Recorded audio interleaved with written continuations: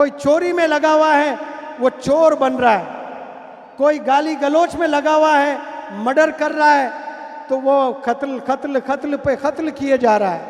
5,000 रुपए में लोग आज कत्ल करने के लिए तैयार है, सुपारी लेते हैं जिनको कॉन्ट्रैक्ट किलर्स कहते हैं।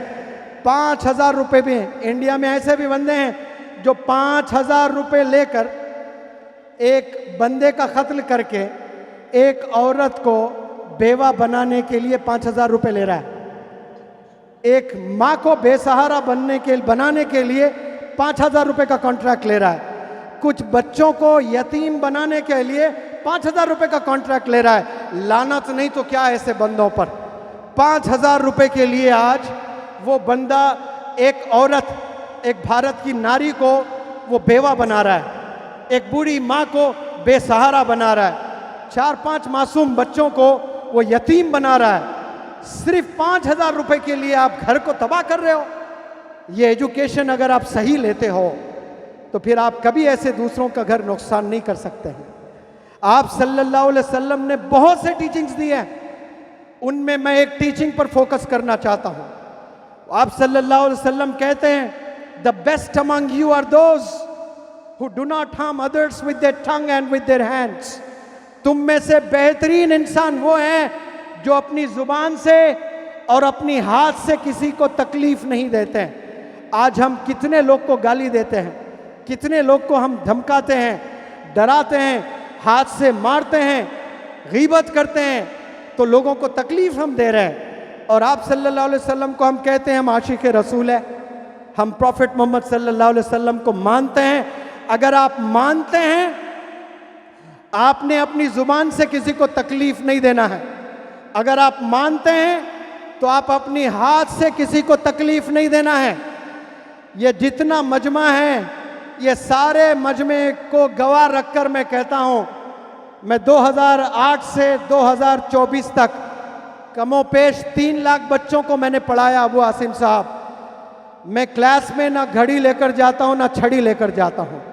आज भी देखें कोई घड़ी नहीं है, कोई छड़ी नहीं, कोई घड़ी नहीं। 3 लाख बच्चों पर कभी मैंने एक दफा भी हाथ नहीं उठाया। टीचर हाथ उठाने के लिए नहीं, टीचर मोहब्बत का पैकर होता है, टीचर मोहब्बत का एम्बेसडर होता है, टीचर डिसिप्लिन सिखाने वाला होता है। आप सल्लल्लाहु अलैहि वसल्लम ने मारकर इस्लाम को दुनिया में स्प्रेड नहीं किया है, आप सल्लल्लाहु अलैहि वसल्लम ने मोहब्बत के जरिए से फैलाया है। अगर ये मेरा मैसेज टीचर तक जा रहा है तो सुन ले तमाम टीचर्स। अगर आप कामयाब होना चाहते हो तो पहले बच्चों के दिल में मकाम बनाए। आप पढ़ाना बहुत आसान है, A+B²। पहले आप दिलों में जगह बनाएं, दिलों को फतेह करें। I try my best to win the hearts of my students before I open my mouth in the classroom. Classroom में मेरी जुबान चलने से पहले मैं कोशिश करता हूं कि मेरे स्टूडेंट्स के दिल में मैं जगह बना लूं। अगर आपने, टीचर्स ने बच्चों के दिल में जगह बना लेते हैं तो फिर उसके बाद टीचर को मेहनत करने की ज़रूरत नहीं होती है। मेहनत खुद ब खुद बच्चे करने लगते हैं, पागलों की तरह बच्चे मेहनत करने लगते हैं। इसलिए टीचर्स का बहुत बड़ा रोल है। गोवंडी के अगर टीचर्स हैं तो आपके पास बेहतरीन प्लेटफॉर्म है। गोवंडी एक ज़बरदस्त प्लेटफॉर्म है रेवोल्यूशन ले आने के लिए। आप सल्लल्लाहु अलैहि वसल्लम जब आए थे तो जहालत का ज़माना था, लोग गुने पे गुनाह किया करते थे। लड़की पैदा होती तो सीधे कत्ल किया जाता था, जिंदा दफना दिया जाता था। आपने लड़की का डेफिनेशन दिया है।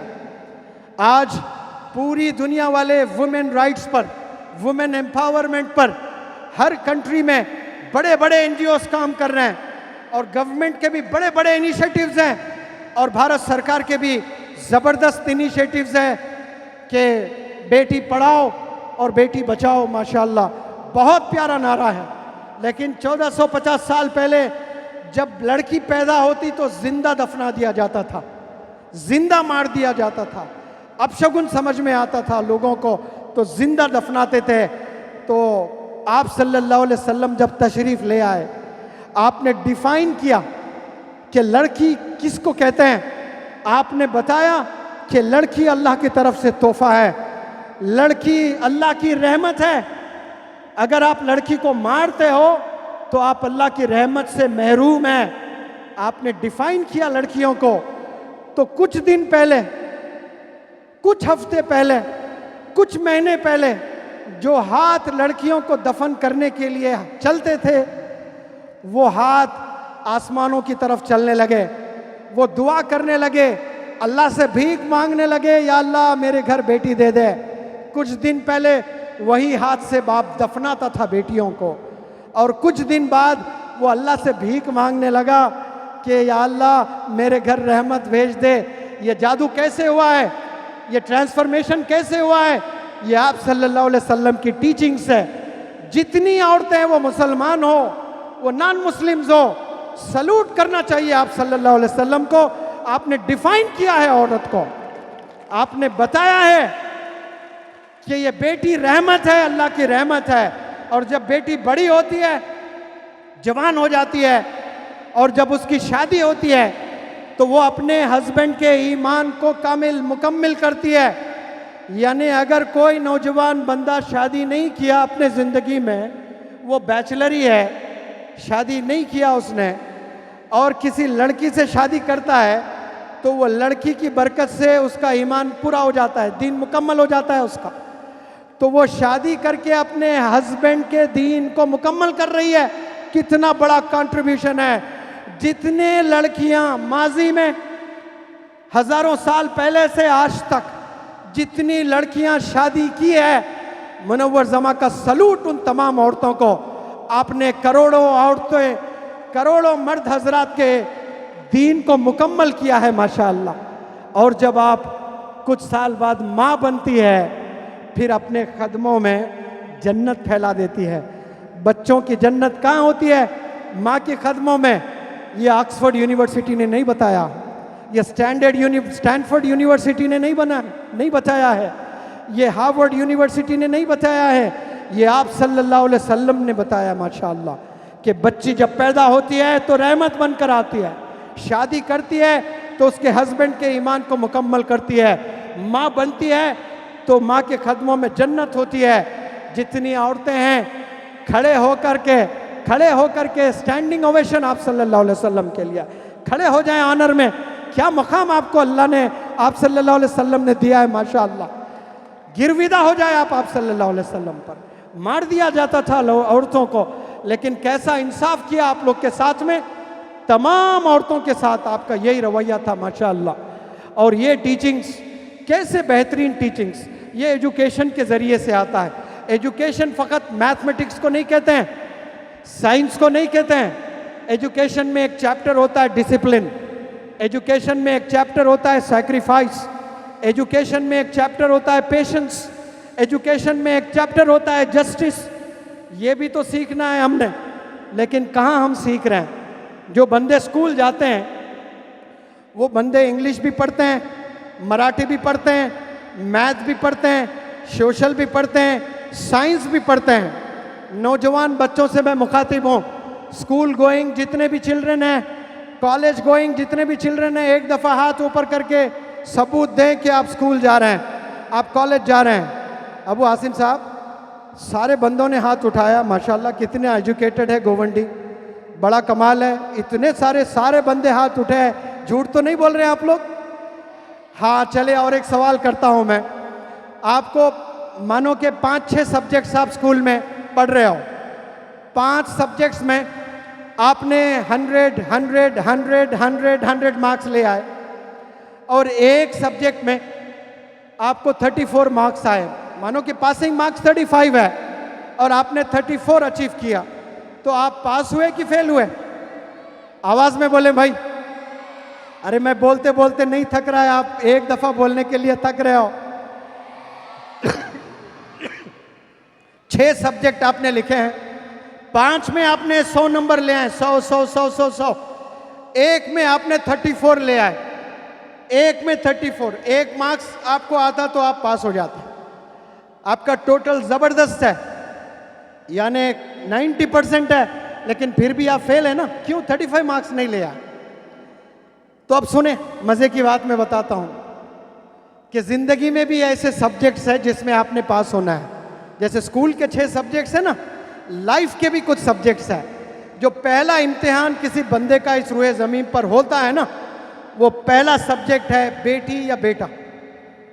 जिसके 20 साल मिनिमम, 18 साल, 20 साल, 22 साल जो बंदे शादी नहीं करते हैं, तो वो 22 साल तक या तो बेटी है या बेटा है, यस और नो। तो उसमें आपको 100 में कितने मार्क्स मिल रहे हैं? रोज़े क़यामत में अल्लाह ने मार्क्स देने हैं आपको। एज ए बेटा आप कितने अच्छे बेटे साबित हुए, एज ए बेटी आप कितनी अच्छी बेटी साबित हुई है, इसका अल्लाह ने अगर स्कोर डालना है आपको, 100 में कितने मार्क्स देगा आपको? मैं जो पढ़ रहा हूँ हिंदुस्तान को, जो नौजवानों को मेरी आंख देख रही है, बड़े दर्द से मैं कहता हूँ 5-10 मार्क्स भी शायद आप लोग ला लें तो आपका अचीवमेंट है। इतने गुनाह में नौजवान बच्चे मुलविस है। एक लड़की मेरा वर्कशॉप समर कैंप अटेंड कर रही थी, 1000 का मजमा था, पढ़ा रहा था। वो 1000 के मजमे में एक लड़की पेशाब के लिए, टॉयलेट के लिए बाहर गई, और जो भी टॉयलेट के लिए जाता है वो 2 मिनट, 3 मिनट, 5 मिनट में वापस होना होता है, लेकिन वो 15 मिनट तक वो आकर नहीं बैठी अपनी कुर्सी पर। और हमारी टीम ऐसी ज़बरदस्त टीम है, वो जाकर इंक्वायरी करने लगी कि टॉयलेट में अभी तक क्यों नहीं आई वो बच्ची। जाकर टॉयलेट में देखे तो वो लड़की है ही नहीं। तो फिर बाद में पता चला कि वो लड़की तना नहीं, उसके बहन के साथ भी आती है वर्कशॉप अटेंड करने के लिए। उस बहन को बुलाया गया, ऑडिटोरियम के बाहर पूछा गया, आपके साथ आपकी बहन भी आती है ये वर्कशॉप अटेंड करने? उसने कहा हाँ सर मेरी बहन भी आती है। कहाँ है? अभी तो थी कुछ देर पहले। तो नहीं सर वो तो टॉयलेट गई है। तो हमने कहा कि टॉयलेट में तो है ही नहीं वो लड़की। तो नहीं पता सर मुझे कहाँ गई है। तो हमारी टीम ने दबाकर पूछा बताओगी या फिर हमें मालूम करना है अपने तरीके से? तो वो लड़की ने कहा कि नहीं सर मुझे नहीं पता। ठीक है आपके डैडी को फ़ोन लगाता हूँ। हमारी टीम ने फ़ोन लगाना शुरू ही किया। वो लड़की ने कहा कि sir please please please please please daddy को फ़ोन मत कीजिए। वो लड़की बॉयफ्रेंड से मिलने गई है। ऑडिटोरियम के कुछ दूर पार एक बेकरी है, वो बेकरी में बॉयफ्रेंड से मिलने गई है। अब क्लास होने के बाद वो लड़की आई है बहन से मिलने, क्योंकि एक साथ बाप लेकर जाता है गाड़ी पर बिठाकर। बाप को धोखा नहीं दे रही है, अल्लाह ने मार्क्स देना है उसको। बेटी कितने मार्क्स देगा अल्लाह सुब्हानहू तआला? 0 देगा। बाप को धोखा दे रही है। बुरखे में है और बॉयफ्रेंड से मिलने जा रही है। उसको बुलाकर पूछा मैंने कि कहाँ थी आप, ये क्या हरकत है आपकी? तो वो लड़की ने कहा, बड़ी अजीब बात है, गौर से सुने आप लोग, कि सर मैं ये मामलात में थी नहीं, लेकिन मेरी बहन ने मुझे ये मामलात में डाला। मुझे कोई बॉयफ्रेंड नहीं था, लेकिन मेरी बहन को 3 साल से बॉयफ्रेंड है। वो रोज़ाना बॉयफ्रेंड नहीं, एक नहीं, 2-3 से बात करती है और मुझे एंकरेज करती जाती है, ये भी कोई ज़िंदगी है, तू भी किसी बच्चे से बात कर ले, तू भी ऐश कर, तू भी पार्क जा, तू भी मैकडॉनल्ड्स जा, कुछ खा, ये ज़िंदगी थोड़ी है, एंजॉय कर तू। तो सर मैं कुछ दिनों से मैं एक लड़के से बात कर रही हूँ, वही लड़के से मिलने गई है। यानी बड़ी बहन अपनी छोटी बहन को ये एंकरेज कर रही है कि तू जाकर बॉयफ्रेंड से मिल। वो इसलिए कर रही है ताकि उसकी चोरी पकड़े ना जाएं। वो घर में अपने माँ बाप पूछें उसको, छोटी बेटी से, कि बड़ी बेटी क्या क्या है माजरा, कुछ अलग अलग हरकतें कर रही है, तो छोटी बेटी डिफेंस में आए। तो आज ऐसे कितनी बहनें हैं जो छोटी बड़ी बहन को और बड़ी छोटी बहन को इंकरेज करती है कि जाओ आशिकी करो। ऐसे कितने भाई है जो बड़ा भाई कहता है छोटे भाई को चाह वो लड़की को पटा ले, भाई भाई को कह रहा है, बहन बहन को कह रहा है, और दोनों मिलकर माँ बाप को धोखा दे रहे हैं। इससे बड़े भी कोई धोखेबाज दुनिया में हो सकते हैं जो माँ बाप को धोखा देते हैं? कोई हो ही नहीं सकते। जो माँ बाप को धोखा देते हैं वो किसी के साथ वफा नहीं कर सकते इस रूहे ज़मीन पर। जिसने आपको पैदा किया है, आपके लिए मेहनत की है, और कितनी मेहनत की है वो रोज़े क़यामत में आपको पता चलेगा। और वो छोड़कर आप गंदे कामों में मुलविस हो रहे हैं। लोग तड़प रहे हैं एजुकेशन के लिए, काश मुझे मौका मिल जाए तो मैं स्कूल जाऊं, मैं कॉलेज जाऊं। लेकिन अल्लाह ने आपको स्कूल भी भेजा, कॉलेज भी भेजा, यूनिवर्सिटी भी भेजा, लेकिन आपने कभी फोकस नहीं किया एजुकेशन पर। याद रखो नौजवान बच्चों, ये गुनाहों से आपने बचना है। अपने वालिदैन को धोखे में मत रखें। पहला जो रोल होता है आपका, जिंदगी का पहला सब्जेक्ट है वो बेटा और बेटी, उसमें आपने 100 मार्क्स ले आने हैं। ले आओगे आप लोग 100? तो जिना नहीं करना है आपने, गुनाह नहीं करना है आपने। मैं अश्योरेंस के साथ कह सकता हूँ, पिछले 500 साल में जितने लोगों ने जो गुजर गए, गुनाह को लेकर तसव्वुर भी नहीं किए कभी कि ऐसा गुनाह हम कर सकते हैं। आज के नौजवान 100 बच्चे मिलकर 10 मिनट में मोबाइल में कमरों में बैठकर वो गुनाह कर डाले हैं। जो 500 साल में जो लोग सोचे भी नहीं, तसव्वुर भी नहीं किए, वैसे तमाम गुनाह आज मोबाइल के ज़रिए से हो रहे हैं। जो मोबाइल हाथ में नौजवान बच्चे थामे हैं, मैं उसको मोबाइल नहीं कहता हूँ, मैं उसको कैंसर कहता हूँ। वालिदैन उनके हाथ में कैंसर की डिजीज़ को थामा है। ये लो बेटा अपने करियर को तबाह कर लें, ये लो बेटा आने वाली नस्लों को तबाह कर लें। और ये मोबाइल हाथों में थाम कर न जाने कितने नौजवान बच्चे आज डिस्ट्रैक्टेड हैं, पढ़ाई से दूर है। रिसर्च कहता है कि अगर कोई बंदा 3 घंटे से ज़ायद मोबाइल इस्तेमाल करता है, उसका स्क्रीन टाइम 3 घंटे है, तो फिर उसको बीमारी है, उस बीमारी का नाम है एडिक्शन। और जो बंदा एडिक्टेड हो जाता है फिर वो कहीं का नहीं रहता है, वो नस्लें खराब हो जाती है उसकी। 2 महीने पहले जो वर्कशॉप मेरा हैदराबाद में हुआ, एक 8th स्टैंडर्ड का बच्चा ट्रेनिंग लेने आया था कोई स्टेट से। वो स्टेट का नाम भी नहीं बताना चाहता हूँ मैं, उस स्टेट को बदनाम भी नहीं करना चाहता हूँ, क्योंकि हर स्टेट में अच्छे बुरे लोग होते हैं। उस बंदे के बाप ने बताया कि मेरा बेटा 8th स्टैंडर्ड में है और इसका स्क्रीन टाइम 17 घंटे हैं। कितने हैं? 17 घंटे रोज मोबाइल देखता है। एक नौजवान बच्चा आया, यतीम था, उसका बाप का इंतकाल हो गया था। 4-5 एकड़ जमीन थी, 4-5 एकड़ जमीन थी। वो जमीन बेचकर नशा करने लगा। दिन में 70 सिगरेट पिया करता था। हमने 1 महीने में उसको 7 सिगरेट पर लाकर छोड़ा। वो 7 को हम 0 भी कर सकते थे, लेकिन वो अकड़ के वहीं मर जाता था। कोई बंदे को एक साथ नहीं छोड़ सकते, टैपर करने के लिए कम कम करना होता है। तो 70 सिगरेट नौजवान बच्चे पी रहे हैं, 17-17 घंटे मोबाइल देख रहे हैं। जिंदगी तबाह कर लोगे, आंखों में कैंसर आ जाएगा। वालिदैन को चाहिए कि आप अपने बच्चों के साथ बैठे वो पढ़ते वक्त में। मेरे एक दादी का किस्सा सुनाता हूँ, बारिश होने दें, थोड़ा सा भीगे, जोश आएगा इंशाअल्लाह। मैं जब 10वीं जमात में था, 40 बच्चे पढ़ते थे मेरे क्लास में और मेरा रैंक आता था 25-25। मुझसे 24 बच्चे अच्छा पढ़ते थे और कभी 55%, कभी 60% आते थे मुझे, कभी 55, कभी 60% आते थे। मेरी दादी कभी स्कूल नहीं गई, ए के बाद बी नहीं मालूम था मेरी दादी को, बी के बाद सी होता है ये नहीं मालूम था मेरी दादी को, लेकिन बोर्ड एग्जाम मेरा था ये मालूम था।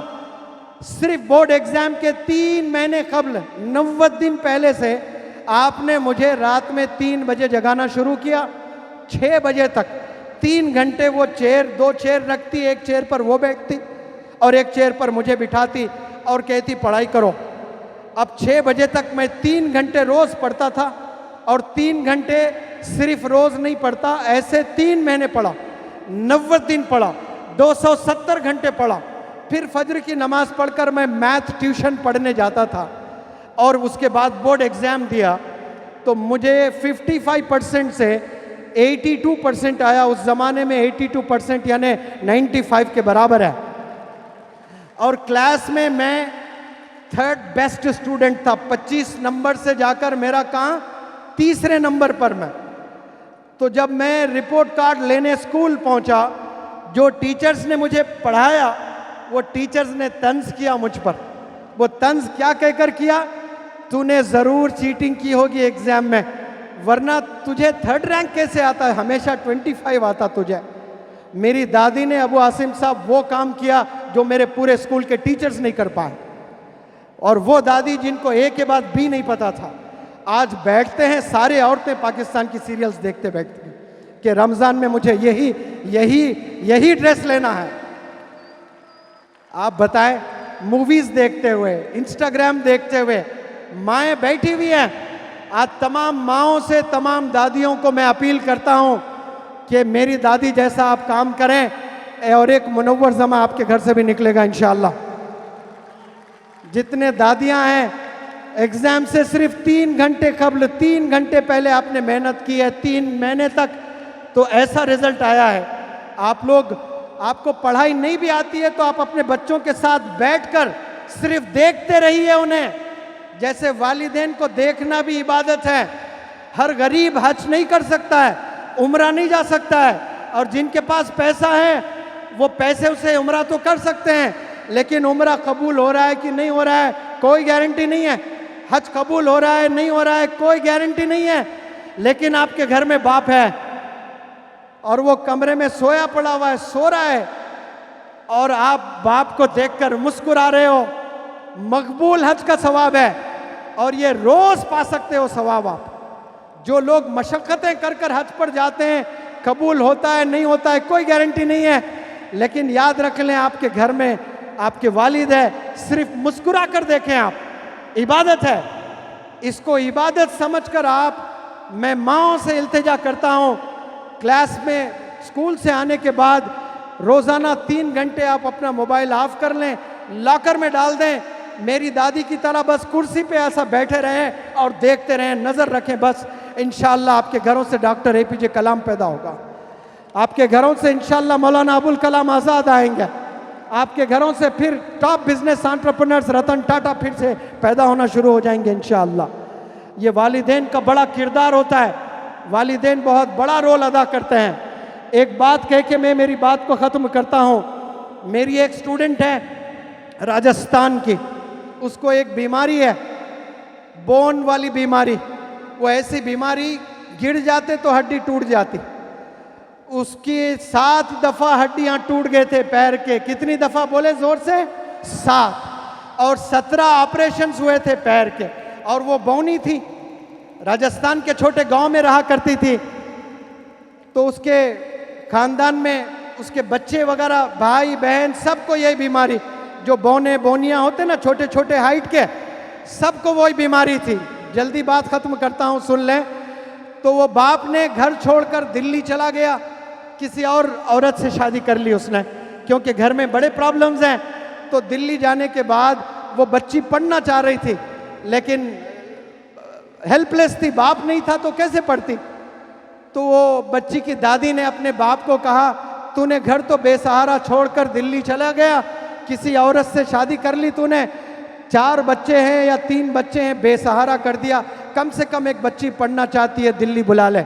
तो उस बाप ने उस लड़की को दिल्ली बुलाया। अब वो बच्ची गवर्नमेंट स्कूल में पढ़ने लगी, अच्छे मार्क्स लाने लगी।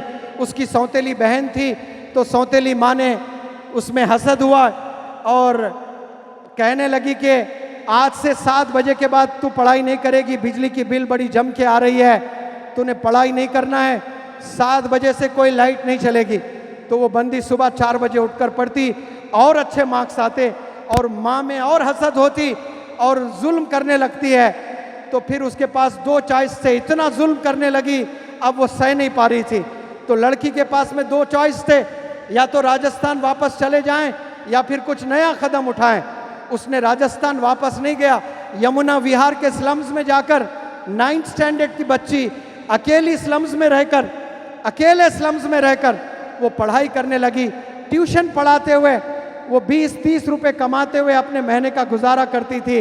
उसने 10th पास किया, उसने 11th पास किया, उसने 12th पास किया, उसने ग्रेजुएशन भी करना शुरू किया। और वो अपने इंटरव्यू में बता रही थी कि मैं रोटी बनाती थी और सालन नहीं बनाती थी, पैसे नहीं होते थे, वक्त नहीं होता था, पढ़ने में वक्त जाता था। 3-3 दिन तक वही सूखे रोटी पानी में डुबो कर खाती थी, पानी में डुबो कर खाती थी। वो मेरा पर्सनालिटी डेवलपमेंट वर्कशॉप अटेंड की है, वो टॉप की स्पीकर बनी, कोरिया गई है 3 दफ़ा, जापान 1 साल की लीडरशिप ट्रेनिंग ली है। उसके बाद 2016 में उस लड़की ने UPSC का एग्ज़ाम लिखकर पहले अटेम्प्ट में वो IAS ऑफिसर का एग्ज़ाम कामयाब किया उसने। उसके साथ कोई नहीं थे। यमुना विहार के स्लम में नौजवान अकेली बच्ची ट्यूशन पढ़ाते हुए जिसके 17 सर्जरीज हुए हैं, 7 फ्रैक्चर्स हुए हैं, अकेली तन्हा बच्ची मेहनत करके आज टॉप ऑफिसर बनी है। आपको अल्लाह ने हाथ दिए हैं, पैर दिए हैं, स्कूल जाए, आप भी आईएएस ऑफिसर बन सकते हैं। ऐसे न जाने कितने एग्जाम्पल्स हैं। 2008 में मैंने पढ़ाना शुरू किया तो एक ऑस्ट्रेलिया का एक बंदा, बड़ा टॉप का मोटिवेशनल स्पीकर, उसको इंडिया बुलाने की बातें चल रही थी। उस जमाने में वो एक दिन के 25 लाख रुपए डिमांड करता था। ये अलग बात है कि मुनव्वर जमा कोई डिमांड नहीं करता है। इंडिया में पूरा इंडिया घूमा हूं, 1 रुपया भी मैं नहीं लेता हूं। अबू आसिम साहब को अल्लाह सुब्हानहू तआला ने शोहरत दौलत से नवाजा। मैं 20 लाख मेरी फ़ी कहता तो वो 25 लाख देते मुझे। लेकिन मैंने अबू आसिम साहब से कहा, अबू आसिम साहब मैं आऊँगा आपके पास में। वो 1 साल से मुझे फ़ोन किए जा रहे थे, मैं टाल रहा था, मसरूफ़ था। लेकिन आपको मैंने बताया जब भी आऊँगा 1 रुपया भी नहीं लूँगा और मेरे ही फ्लाइट से मैं आऊँगा। मैं बोलने के पैसे नहीं लेता हूँ। लोग 20-20 लाख रुपए देते हैं मोटिवेशनल टॉक्स के, मैं नहीं लेता हूँ। वो बंदा 25 लाख रुपए लेता था और वो सही करता था लेकर। उसके 2 हाथ नहीं थे, 2 पैर नहीं थे, ये जो पंजे हैं जाकर कमर से लगे हुए थे, बस ना हाथ है ना पैर है। वो बेहतरीन मोटिवेशनल स्पीकर, वो स्विमिंग भी किया करता था, वो कंप्यूटर भी चलाता था, वो खुद से खाना भी बनाता था मशीन पर। अल्लाह ने आपको 2 हाथ दिए हैं, 2 पैर दिए हैं, 2 आंख दिए हैं, दिमाग दिया है जिससे हम अशरफ कहलाते हैं। हम परिंदों की तरह उड़ तो नहीं सकते हैं, मछलियों की तरह हम लोग तैर तो नहीं सकते हैं, जानवरों की तरह हम दौड़ तो नहीं सकते हैं, लेकिन जानवरों से तेज दौड़ने वाले कार्स हमने बना लिया है। मछलियों से तेज हम तैर नहीं सकते, लेकिन मछलियों से तेज चलने वाले शिप्स हमने बना लिया। परिंदों से तेज हम उड़ तो नहीं सकते हैं, लेकिन हमने जहाज बनाकर परिंदों को पीछे कर दिए। ये पॉसिबल सिर्फ एजुकेशन से हुआ है। जहाज बने हैं तो एजुकेशन से बने हैं, कश्तियां बनी हैं तो एजुकेशन से बने हैं, मोबाइल फोन्स बने हैं तो एजुकेशन से बने हैं। पहले एक घर में 20-20 बच्चे हुआ करते थे, एक माँ 20-20 बच्चों की खिदमत करती थी। 20-20 बच्चों के कपड़े धो धो कर शोल्डर्स घिस जाते थे। एक एजुकेशन की वजह से किसी बंदे ने वॉशिंग मशीन बना दिया, उसने अपनी माँ को गिफ्ट नहीं दिया, उसने दुनिया की तमाम माँओं को गिफ्ट दे दिया। ऐसे गिफ्ट देने वाले बनो। मसाले कूट कूट कर शोल्डर्स की हालत अजीब हो जाती थी माँओं की। किसी ने ग्राइंडर बनाया तो अपनी माँ को गिफ्ट नहीं दिया, उसने पूरी माँ को गिफ्ट दिया है। ये पॉसिबल कैसे हुआ है? ये एजुकेशन की वजह से हुआ है। पहले लोग हज पर जाया करते थे तो 6 महीने लगते, 8 महीने लगते, किसी को 1 साल लगते, लेकिन किसी ने जहाज बना दिया तो 3-4 घंटे में हम जद्दा पहुंच जाते हैं। ये पॉसिबल एजुकेशन से हुआ है। आज कोई अमेरिका में बैठ रहा है, 1 सेकंड में, पहले खत लिखते थे अस्सलाम वालेकुम, अमेरिका पहुंचने के लिए 1 महीना लगता था, वहां से जवाब आता था वालेकुम अस्सलाम, और 1 महीना लगता था। किसी ने मोबाइल इजाद किया, अस्सलाम वालेकुम, उसी नेक्स्ट मूवमेंट में वालेकुम अस्सलाम जवाब आता है। ये एजुकेशन से हुआ है। आप लोग एजुकेशन छोड़कर पैसे के पीछे मत भागे, आप लोग एजुकेशन के पीछे भागे, इंशाल्लाह पैसा आपके पीछे दौड़ता चले आएगा। मैं आप सब लोग से इल्तिजा करता हूं, कामयाबी सिर्फ और सिर्फ एजुकेशन में है। बच्चों को खूब पढ़ाएं और बच्चों पे नजर रखें। आप लोग ऐसे नहीं कि बच्चों को स्कूल भेज रहे हैं, बच्चों पर नजर रखें, टीचर्स को गिफ्ट दें, टीचर्स के लिए दुआएं करें। मैं हर रोज जब से कोरोना आया है 2021 से 2024 तक मेरी क्लासरूम में मैं कदम रखता हूं तो 2 रकात सलातुल हाजत नमाज पढ़कर वो स्टूडेंट्स जो ज़ेरे तालीम हैं, वो स्टूडेंट्स जो माजी में मुझसे पढ़े, वो स्टूडेंट्स जो मुस्तकबिल में मुझसे पढ़ने वाले हैं, उनके लिए, उनके तमाम फैमिली मेम्बर्स के लिए, सबके लिए मैं